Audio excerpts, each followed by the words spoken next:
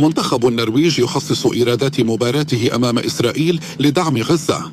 أهلي جدة يكتسح القادسية بخماسية ويضرب موعدا مع النصر في نهائي السوبر.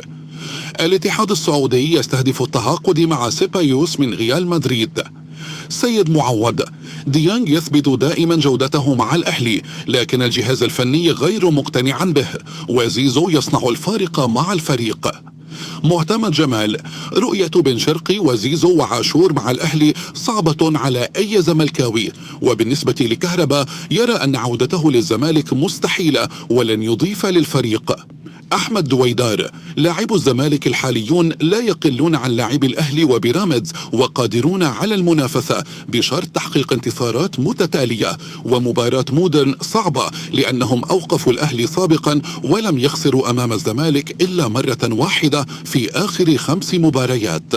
جماهير الزمالك تهاجم بشير التابعي بسبب تقليله من صفقات الفريق.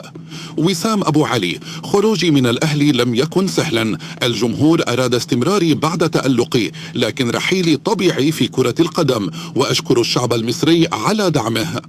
رضا شحاتة: بداية الأهلي في الدوري لم تكن جيدة، لكن الأداء تحسن أمام فاركو، والفريق يحتاج وقتا للتناغم تحت قيادة ريبيرو.